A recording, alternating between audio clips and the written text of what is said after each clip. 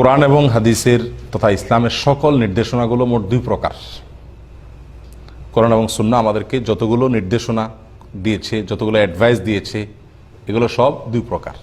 কিছু আছে করণীয় আর কিছু আছে বর্জনীয়। করণীয় কাজ যেগুলো সেগুলো করতে হয়, বর্জনীয় কাজ যেগুলো সেগুলো ছাড়তে হয়। এর ভিতরে আমরা সাধারণত করণীয় কাজ যেগুলো, যেমন নামাজ পড়া, রোজা রাখা, হজ করা, জাকাত দেওয়া, ভালো কথা বলা, দান সদকা করা, এগুলো সব করার কাজ না? এই করণীয় কাজগুলো মাশাআল্লাহ আমরা কম বেশ করার চেষ্টা করি বা করি, কিন্তু যেগুলো বর্জনীয় কাজ, যেগুলো থেকে দূরে থাকা দরকার, যেগুলো নিষিদ্ধ, সে কাজগুলো থেকে বেঁচে থাকার প্রবণতা বা বেঁচে থাকার অভ্যাস আমাদের ভিতরে অনেক কম। অথচ শরীয়তে একেবারে ইসলামের মৌলিক যে বিষয়, যেমন ৫ ওয়াক্ত সালাত, সিয়াম, জাকাত, হজ, ঈমান, এই ৫ মৌলিক বিষয় ছাড়া বাকি যত ফরজ আছে, যত করণীয় কাজ আছে, অনেক উলামায়ে কেরামের মতে সেগুলোর চাইতে সেগুলো করার যে গুরুত্ব, বর্জনীয় কাজ বা নিষিদ্ধ কাজগুলো ছাড়ার গুরুত্ব তার চাইতে বেশি। যদিও আল্লামা ইবনুল কাইয়িম রাহিমাহুল্লাহর ব্যতিক্রম বলেছেন এবং অনেকেই বলেছেন। যাই হোক, সেটি মূল আলোচনার বিষয় না। মূল আলোচনার বিষয় হলো যে আমরা নফল কাজ বা অন্যান্য সুন্নত কাজ বা সওয়াবের কাজ, ইতিবাচক যেগুলো, সেগুলো করার গুরুত্ব যত দেই আমরা, সাধারণত গুনাহের কাজ, হারাম কাজ, পাপের কাজ, এগুলো থেকে বেঁচে থাকার জন্য যে পরিমাণ গুরুত্ব দেওয়া দরকার সেই পরিমাণ গুরুত্ব দেই না। অথচ আবু হুরায়রা রাদিয়াল্লাহু তাআলা আনহুকে নবী সাল্লাল্লাহু আলাইহি সাল্লাম হাত ধরে বলতেছেন। হাত ধরে মানুষ কখন কখন মানুষকে বলে? খুব বেশি গুরুত্বপূর্ণ কোনো বিষয় হলে মানুষ হাত ধরে বলে না? নবী সাল্লাল্লাহু আলাইহি সাল্লাম আবু হুরায়রা রাদিয়াল্লাহু তাআলাকে হাত ধরে বলেছেন, ইত্তাকিল মাহারিম তাকুন আবাদান নাস। ইত্তাকিল মাহারিম তাকুন আবাদান নাস। যত হারাম কাজ আছে, আল্লাহ সুবহানাহু ওয়া তাআলা যত কাজ করতে নিষেধ করেছেন, এগুলো থেকে তুমি বেঁচে থাকার চেষ্টা করো, তাহলে কি হবে? সবার মধ্যে তুমি সবচেয়ে বড় ইবাদত গুজার হতে পারবা, সবচেয়ে বড় ইবাদত গুজার, সবচেয়ে বড় আবেদ হইতে পারবা। আমরা ইবাদত বলতে কি বুঝি ভাই? নেকামল, ইবাদত, ভালো কাজ বলতে করণীয় কাজগুলোকে বুঝি, তাই না? সাধারণত নফল, ফরজ, যাই হোক, করণীয় কাজগুলোকে আমরা বুঝি ইবাদত করা।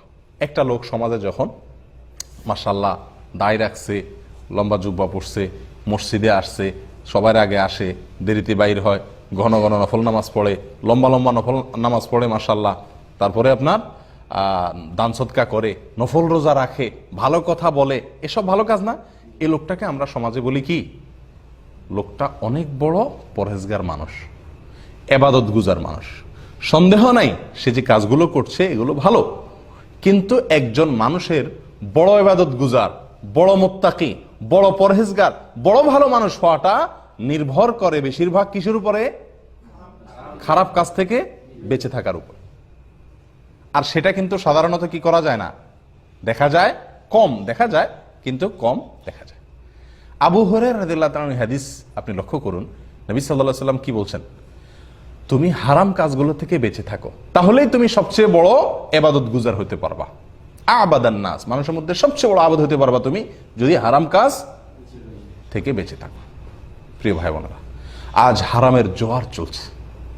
আমরা যত মানুষ আলহামদুলিল্লাহ কিছু ভালো কাজ করার তৌফিক আল্লাহ দিচ্ছেন, হয়তো ৫ ওয়াক্ত নামাজ পড়ি, অন্য অনেক ভালো কাজ করি আলহামদুলিল্লাহ, কিন্তু আমাদের এই ভালো কাজগুলোর পাশাপাশি আমরা যদি 10টা ভালো কাজ করি তাহলে 100টা হারাম কাজ দিনের ভিতরে হয়ে যায়। আপনি গীবত করছেন, কারো সমালোচনা করছেন, এটি ছোট কোনো অপরাধ নয়। সারা পৃথিবীর সমস্ত ওলামাদের ঐক্যমতে এটি সবচাইতে বড় জঘন্য অপরাধ সমূহের মধ্যে থেকে একটি। মিথ্যা, মিথ্যা ভয়াবহ জঘন্য অপরাধ। মিথ্যা বলতে বলতে মানুষের অন্তরে ভালো কাজ করার শক্তিটুকু শেষ হয়ে যায়। নবী সাল্লাল্লাহু আলাইহি ওয়াসাল্লাম বুখারীর হাদিসে বলেছেন, ওয়ায়াসবুতুল ফুজুরু ফি কলবি, মানুষের অন্তরে মিথ্যা বলতে বলতে একটা পর্যায়ে গুনাহ এর শেকড় শেকড় গেড়ে যায় অন্তরে এবং পুরো অন্তর ছেয়ে যায় মিথ্যা বলতে বলতে, বেশি বললে কি হয় তখন? পুরো অন্তরে বিল্ডিং এর যেরকম ফাউন্ডেশন তৈরি হয় গোড়া থেকে, অন্যায় কাজের ফাউন্ডেশন তৈরি হয়ে যায়। অর্থাৎ এটা সহজে আর দূর করা সম্ভব হয় না, তওবা করে সরে আসা ছাড়া। এমনকি এত বেশি অন্যায় পাপ গুনাহ তার অন্তরে দানা বেঁধে যায়, শিকড় গেড়ে ফেলে, যে তার অন্তরে একটা সুইয়ের জায়গা পরিমাণ ভালো কাজ করার মতো, ভালো কাজ ঢুকার মতো স্কোপ থাকে না, কারণ সারাদিন মিথ্যা কথা বলে। প্রিয় ভাইয়েরা, তো এরকম গুনাহ আমরা নামাজ পড়ি এবং সাথে সাথে করি কি করি না? গীবত, এটা তো সারাদিনের নিত্য সঙ্গী। রুমমেটের গীবত, আরেকজনের গীবত, সহকর্মীর গীবত, আত্মীয় স্বজনের গীবত, বন্ধু বান্ধবের গীবত, মানে একে অন্যের দোষ তার পিছনে বলা, এটাই তো গীবত। এটা ছাড়া তো আমাদের দিনের কোনো কাজই হয় না। যেখানেই যাই এটা হয় গীবত করি, আর না হয় শুনি, আর না দোনোটাতে অংশগ্রহণ করি। ঠিক না ভাই? ঠিক। একজন মানুষ তার নামাজের গুরুত্ব যেরকম দেয়, দান সদকা করার গুরুত্ব যেরকম দেয়, ভালো কথা বলার গুরুত্ব যেরকম দেয়, মাশাআল্লাহ অনেক ভালো কাজ করার গুরুত্ব যেরকম দেয়, হারাম কাজ থেকে বেঁচে থাকার গুরুত্ব তার শিকি ভাগও আমরা বেশিরভাগ মানুষ দেই না। অথচ নবী সাল্লাল্লাহু আলাইহি সাল্লাম বলছেন, হারাম কাজ ছাড়লেই তুমি সবচেয়ে বড় ইবাদত গুজার হইতে পারবা। আমি কি বুঝাতে পারছি ভাই? অবলীলায় অবলীলায় সারা দিন গুনাহে লিপ্ত হয়ে যাচ্ছে। আপনি আপনার পাশের লোককে কষ্ট দিলেন, পাশের বাসাওয়ালাকে কষ্ট দিলেন, প্রতিবেশীকে কষ্ট দিলেন, পাশের সিটালাকে কষ্ট দিলেন, আপনার মোবাইলের আওয়াজে তার কষ্ট হলো, আপনার কথায় তার ডিস্টার্ব হলো, তার ঘুমের ক্ষতি হলো, তার জায়গা অপরিষ্কার হলো, তার দুর্গন্ধে দিয়ে তারে কষ্ট দিলেন। এগুলো সব হারাম কাজ, সব হারাম কাজ, ছোট অপরাধ না। কিন্তু এগুলো আমরা সারা দিন অবলীলা করছি কি করছি না? প্রিয় ভাইরা, আপনি ফজর নামাজ পড়ে বাইরে হয়েছেন, জোহর পর্যন্ত যদি হিসাব করে রেকর্ড করে, ভিডিও রেকর্ড করে আপনি বসেন, মনের গুনাহ, বাহিরের গুনাহ, সবগুলাকে, ভেতর বাহির সব গুনাহকে একসাথ করলে দেখবেন একটি ভালো কাজ করলেন, কয়েকশো খারাপ কাজ করছেন। আমাদের বাংলায় একটা প্রবাদ আছে, 1 মণ দুধে 1 ফোঁটা চনা দিলেই শেষ। আর আমাদের 1 মণ দুধে কত মণ যে চনা পড়তেছে তার কোনো ঠিক নেই। তাহলে দুধের কি অবস্থা? আমি কি বুঝাইতে পারছি? আপনি ভালো কাজ যদি একটা করছেন, ফজর নামাজটা পড়ে বাইর হয়েছেন, মাশাআল্লাহ, কিন্তু জোহর পর্যন্ত দেখেন খারাপ কাজ কি পরিমাণ করছেন। আপনি নফল অনেক কাজ করছেন, মাশাআল্লাহ, সুন্নাত দোয়া পড়ছেন, নফল দোয়া পড়ছেন, ডান হাতে খাইছেন, অনেক ভালো কাজ করছেন, কিন্তু লক্ষ লক্ষ কোটি কোটি নফলকে যদি এক পাল্লায় দেন আর অপর পাল্লায় একটি হারাম কাজকে দেন, কোনটার পাল্লা ভারী হবে? হারামের পাল্লা ভারী হবে। সারা জিন্দেগি আপনি নফল কাজ করছেন, সেজদা পড়েছিলেন, এটার যে মূল্য, নফল সেজদা, সারা জীবনের জন্য নফল সেজদা পড়ে থাকার যে মূল্য, তার চাইতে বেশি গুরুত্ব একটি হারাম কাজ থেকে বেঁচে থাকা। আমি কি বুঝাতে পারছি ভাই? কিন্তু আমরা অবলীলায় সারা দিন হারামে ডুবে আছি, হারামের সাথে বাস, মিথ্যা, গীবত, সমালোচনা, ফিল্ম দেখা, মানুষের হক নষ্ট করা, গালিগালাজ করা, দুর্ব্যবহার করা, অন্যকে কষ্ট দেওয়া, মনে মনে কুচিন্তা করা, চোখ দিয়ে দেখা গুনাহ করা, পড়নার দিকে দেখা, সেটা অনলাইনে অফলাইনে। যদি আমি গুনি, সারা দিন গুনাহ গুনে কি করা যাবে না? শেষ করা যাবে না। প্রিয় ভাইয়েরা, আমল মাপা হবে। আমল কি করা হবে? মাপা হবে। আমল গোনা হবে না। আমি কি বুঝাতে পারছি? গোনা এক জিনিস আর মাপা আরেক জিনিস। নফল আমলের পাহাড় স্তূপ করে ফেলছেন, কিন্তু আপনার আমল নামে গুনাহ আছে।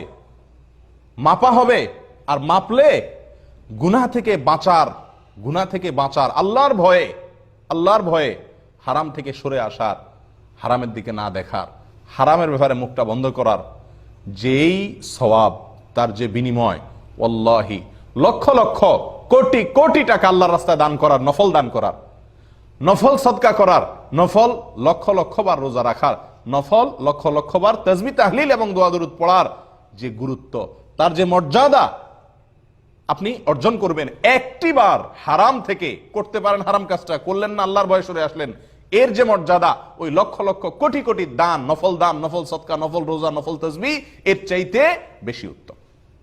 আমি কি বুঝাতে পারছি? কিন্তু এই জিনিসটাকে আমাদের জীবন আমরা লক্ষ্য করি ভাই? গুনাহ থেকে বাঁচার বিষয় কি খুব বেশি লক্ষ্য করা হয়? লক্ষ্য করা দরকার কি দরকার না বলুন? আরেকটি হাদিস আমি আপনাদের শোনাই, সহিহ মুসলিমে আসছে, বুখারীতেও আসছে। নবী সাল্লাল্লাহু আলাইহি ওয়াসাল্লাম বলেছেন, ইযা নাহাইতুকুম আন শাইইন ফান্তাহু ওয়াইদা আমারতুকুম বিশাইইন ফাতু মিনহু মাস্তাতাতুম আও কামা ক্বাল। আমি তোমাদেরকে যখন কোনো কাজ নিষেধ করি, তাহলে সেই কাজ থেকে তোমরা বিরত থাকো।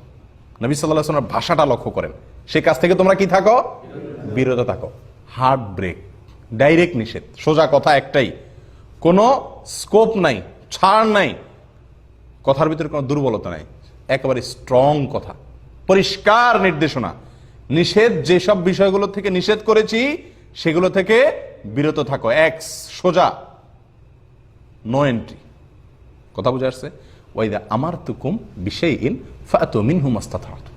আর যেসব বিষয় তোমাদেরকে আমি করার নির্দেশ দিয়েছি, করার নির্দেশ যেগুলো দিছি, এটা করো, এটা করো, এটা বলো, এই আমল করো, এই করার নির্দেশ যেগুলো দিছি এগুলো ফাতু মিনহু মাস্তাতাতুম, যতটুকু সাধ্যে কুলায় ততটুকু করো। করণীয় কাজগুলো যতটুকু সাধ্যে কুলায় করো, আর বর্জনীয় এবং নিষিদ্ধ কাজগুলো থেকে বেঁচে থাকো। এখানে নবী সাল্লাল্লাহু আলাইহি ওয়াসাল্লাম বলেন নাই যদ্দূর সাধ্যে কুলায় তদ্দূর বাঁচো। আমি কি বুঝাতে পারছি? নামাজ দাঁড়ায় পড়া ফরজ, না পারলে বসে পড়েন, বসেও না পারলে শুয়ে পড়েন, শুয়েও না পারলে ইশারায় পড়েন। ইশারায়ও পড়ার মতো অবস্থা নাই, সেন্স নাই, মাফ। ও ভাই, না রোজা, রমজান মাসে রোজা রাখা ফরজ, আর রাখতে পারতেছেন না, অসুখ হয়ে গেছে, পরে রাখেন রমজানের পরে। তাও পারেন না তো কাফারা দিয়ে দিয়েন। হজ ফরজ হয়েছে, করতে হবে, পারতেছেন না, টাকা আছে, আরেকজনকে পাঠাই দেন। সমস্ত কাজগুলোতে বিকল্প আছে না নাই? ছাড় আছে, এমনি না পারলে এমনি, এমনি না পারলে এমনি, একদম কোনোভাবে পারতেছেন না তো মাফ। এ হলো করণীয় কাজগুলো। আর নিষিদ্ধ কাজগুলোর ব্যাপারে নবী সাল্লাল্লাহু আলাইহি ওয়াসাল্লাম কি বলেছেন? ফান্তাহু, খবরদার, ব্রেক, যেগুলো নিষেধ করছি সেগুলো করবা না, ফুল স্টপ, কোনো ছাড় নাই। জেনা, চুরি, ডাকাতি, মানুষ হত্যা, গীবত, শেকায়েত, এসবগুলোর ব্যাপারে কি কোনো ছাড় আছে? যে ঠিক আছে তুমি জেনা থেকে বাঁচতে পারতেছো না, তো ঠিক আছে, বাঁচতে না পারলে আর কি করবা, তো যখন পুরোপুরি বাঁচতে পারতেছো না তো অর্ধেক করিও, এই সুযোগ আছে? চুরি থেকে যেহেতু তুমি বাঁচতে পারতেছো না, তোমার অভাব স্বভাব হয়ে গেছে, তাহলে ঠিক আছে পুরোপুরি যখন বাঁচতে পারতেছো না তো যদ্দূর পারো এদ্দূর বাঁচো, এরকম কোনো কথা আছে? আমি কি বুঝাতে পারছি? নিষিদ্ধ বিষয়গুলো থেকে বাঁচতে হবে 100-100। করণীয় কাজগুলো অনেক সময় 180-90-70-30 অবস্থা ভেদে ওইটা কম বেশ করার সুযোগ আছে, সেটাও অবশ্য মন মতো না, সাধ্য যদ্দুর কুলায়ের। মানে এই না যে ফজরের নামাজ আমি শরীর ভালো লাগলো না, শরীরটা একটু মেজমেজ করলো, অলসতা লাগলো, তো শুয়ে থাকলাম, কারণ আল্লাহ বলছেন যদ্দুর সাধ্য কুলায় উদ্দুর করো। এরকম চলবে নাকি? সাধ্যে কুলায় মানে হলো আমার ক্ষমতায় যতক্ষণ কুলায়, অক্ষম হয়ে গেছি, আমি আর পারতেছি না, ক্ষমতা নাই, তখন মাফ। কথা বুঝে আসছে ভাই? তাহলে নিষিদ্ধ কাজ থেকে বাঁচা, এটার গুরুত্ব শরীয়তে অনেক বেশি। আমরা আমাদের জীবনে নফল কাজ, নফল আমল, নফল দোয়া, দুরুদ, তাসবিহ, তাহলিল, এগুলোর গুরুত্ব যত বেশি দেই, আমি বারবার আপনাদেরকে কথাটা আবারও বলছি যে গুনাহ থেকে বাঁচার, হারাম থেকে বাঁচার, নিষিদ্ধ কাজ থেকে বাঁচার ব্যাপারে তার সিকিভাগ গুরুত্ব দেই না। যদি দিতাম তো সারা দিনে বহুবার কথা বলতে গিয়ে আমি নিজেই ব্রেক দিতাম, কারণ গীবত এসে যাচ্ছে। কয়টি বার সারাদিনের ভিতরে কয়বার এই তৌফিক হয়েছে যে কথা বলতে গিয়ে হঠাৎ করে থেমে গেছেন বা কাউকে থামাই দিয়েছেন, ভাই গীবত হচ্ছে। এই খারাপ কাজ থেকে বাঁচার প্রবণতা খুব কম না আমাদের মধ্যে? ও ভাই, হারাম কাজগুলো এত জঘন্য, সেগুলো করলে মানুষ এত দূরে সরে যায় আল্লাহর কাছ থেকে যে কোনো ইবাদতের স্বাদ পাওয়া যায় না। বেশিরভাগ হারাম কাজের ব্যাপারে যে কথাগুলো হাদিসে আসছে তার নগদ শাস্তি, নগদ সাজার ভেতরে একটি হলো যে হারাম কাজগুলো করার কারণে, হারাম কাজে লিপ্ত হওয়ার কারণে রিজিকে বরকত নষ্ট হয়ে যায়। 2 হাতে টাকা কামাইতেছি কিন্তু অভাব কমে না, রিজিকের বরকত শেষ হয়ে যায় গুনাহ করলে। হারাম কাজ করলে এর চাইতে বড় যে অসুবিধাটা হয়, এর চেয়ে বড় যে ক্ষতিটা হয়, সেটা হলো ইবাদতের স্বাদ নষ্ট হয়ে যায়। ভাই আল্লাহ, ইবাদতের স্বাদ বড় আজীব এক জিনিস। ইবাদতের স্বাদ বুঝতে পারছি? দান করে আনন্দিত হওয়া, ইবাদত করে ভালো লাগা, সেজদা গেলে আর উঠতে মনে না চাওয়া, রুকুতে গেলে আর উঠতে মনে না চাওয়া, এটা হলো ইবাদতের স্বাদ। এটা হলো কি? আমি কি বুঝাতে পারছি? ইবাদতের স্বাদ। এটা পাওয়া যায় না, এটা নষ্ট হয়ে যায়, রুচি নষ্ট হয়ে যায়। কখন? আপনার জন্ডিসের রোগী যেরকম, জন্ডিস হলে মিষ্টি জিনিসও কি লাগে? তিতা লাগে, রুচি নষ্ট হয়ে যায়। ঠিক একইভাবে একজন মানুষ যখন গুনাহ করতে থাকে অবলীলায়, গুনাহ থেকে বেঁচে আসার, ব্রেক দেওয়ার, অন্যায় কাজ আল্লাহর ভয়ে ছাড়ার অভ্যাস থাকে না, ওই লোকটার ভিতরে কি হয়? এবাদতের যে স্বাদ, এটা নষ্ট হয়ে যায়। তখন এবাদত করে কোন রকম, নামাজ পড়ে, কিন্তু সেটা কি, যেই স্বাদ তার আস্বাদন করার কথা, সেই স্বাদটা সে পায় না। যার কারণে ওইটা বোঝা লাগে, তার কাছে মজা লাগে না। এবাদত বোঝা লাগা এক জিনিস, মজা লাগা আরেক জিনিস। মজায় যদি এবাদত করেন আপনি, তাহলে সেই এবাদতে আপনি স্বাদ পাবেন, করেই ভালো লাগবে। আর বোঝার কারণে যদি এবাদত করেন, তাহলে এটা করতে পারলে বাঁচি, এটা ঝামেলা। ঠিক না ঠিক? প্রিয় ভাইরা, তাহলে হারাম থেকে বাঁচলে এবাদতের স্বাদ পাওয়া যাবে, রিজিকে বরকত হবে, আল্লাহর নৈকট্য অর্জন করা যাবে, আল্লাহর নৈকট্য অর্জন করা যাবে। একটি হারাম কাজ থেকে বাঁচলে আল্লাহ সুবহানাহু ওয়া তাআলাকে যত খুশি করা যায়, লক্ষ লক্ষ কোটি কোটি নফল আমল করে আল্লাহ তাআলাকে ততটা খুশি করা যায় না। ভাই, হারাম কাজগুলো, নিষিদ্ধ কাজগুলো থেকে বাঁচার গুরুত্ব কত বেশি আপনি লক্ষ্য করুন। আমাদের ইসলামের যে কালিমা তাওহীদ, কালিমাতুত তাওহীদ, এই কালিমাতুত তাওহীদের প্রথম বাক্য কি? লা। লা দিয়ে শুরু, না আগে। লা ইলাহা, কোনো মাবুদ নাই, কোনো মাবুদ, কাউকে ইবাদত করা যাবে না, কোনো সত্য মাবুদ নাই, কারোর ইবাদত করা যাবে না। আগে নিষেধ, ইল্লাল্লাহ, এরপরে হলো করণীয়, অর্থাৎ আল্লাহর ইবাদত করা। তাহলে না বাচকের গুরুত্ব কত বেশি, এটি একটি। কোরআনে কারিমে যদি আপনি দেখেন, বিভিন্ন হারামের ব্যাপারে আল্লাহ তাআলা বলেছেন লা তাকরাবু। লা তাকরাবু মানে কি? হারামের কাছেও যেও, হারামের, তোমরা হারামের কাছেও যেও না, কাছেও। আচ্ছা, কোনো ভালো কাজের ব্যাপারে কি এরকম কথা শুনছেন আপনারা, যে কোরআন হাদিসে বলা হয়েছে যে ভালো কাজের কাছাকাছি যাইও? হ্যাঁ, এরকম কোনো কথা আছে? হারাম কাজের ব্যাপারে বলা হচ্ছে হারাম কাজের ধারে কাছেও যেও না।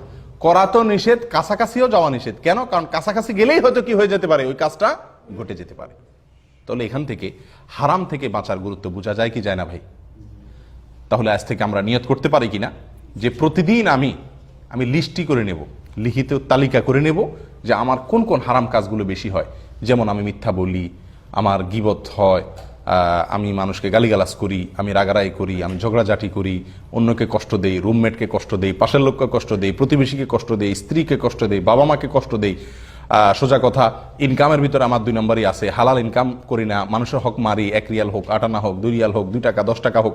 এভাবে আমি যত অপরাধ করি এগুলো তালিকা করতে হবে, এবং প্রতিটা হারাম কাজের সময় ফুল ব্রেক দিতে হবে, হার্ড ব্রেক চেষ্টা করতে হবে। হারাম কাজের থেকে বাঁচার একটা নগদ মজা আছে, সেটা কি জানেন? আপনি কোনো হারাম কাজ যদি আল্লাহর ভয় ছাড়েন, সঙ্গে সঙ্গে একটা ইমানি মধুরতা আপনি অন্তর অনুভব করবেন, মজা লাগবে। ওয়াল্লাহি, একটি মেয়ের দিকে আপনি দেখলেন ফেসবুকে, নেটে, অনলাইনে, অফলাইনে, দেখে যে মজাটা পাবেন, একটা মজা তো পাবেন। যদি আপনি আল্লাহর ভয়ে দেখার সুযোগ আছে কিন্তু দেখলেন না, আল্লাহর ভয়ে আপনি দেখলেন না, সঙ্গে সঙ্গে আপনার মনের ভিতরে এক ধরনের স্বাদ অনুভব করবেন। দেখেন আমল করে, আপনি যে দেখলেন না, আল্লাহর ভয় ছেড়ে দিলেন, সঙ্গে সঙ্গে অন্তরের ভিতরে এক ধরনের মানে ভালো মানুষের একটা ভাব, অথবা অন্তরের ভিতরে এই যে আপনি তাকওয়ার উপর আমল করলেন, তার একটা নগদ মজা আপনি পাবেন। ভালো লাগবে যে আলহামদুলিল্লাহ, আমি আল্লাহর হুকুমটা মান্য করতে পারছি, শয়তানকে আমি কাট করতে পারছি, আমার প্রবৃত্তির বিরুদ্ধে আমি দাঁড়াতে পারছি, বীরত্ব দেখাতে পারছি, আলহামদুলিল্লাহ আমি হারাম থেকে বেঁচে আসতে পারছি। আল্লাহ শুকর আদায় করবেন এবং সঙ্গে সঙ্গে একটা নগদ মজা অনুভব করবেন। তাহলে হারাম থেকে বাঁচার চেষ্টা করবেন তো ইনশাআল্লাহ। মূল মেসেজ হলো এটাই যে নফল ইবাদত, করণীয় কাজ, এগুলো করার চাইতে হারাম কাজ থেকে বাঁচার গুরুত্ব শরীয়তে অনেক বেশি। আল্লাহ তাআলা আমাদের সকলকে আমলের তৌফিক দান করেন। জাযাকুমুল্লাহ ওয়া আখিরু দাওয়ানা আলহামদুলিল্লাহি রাব্বিল আলামিন।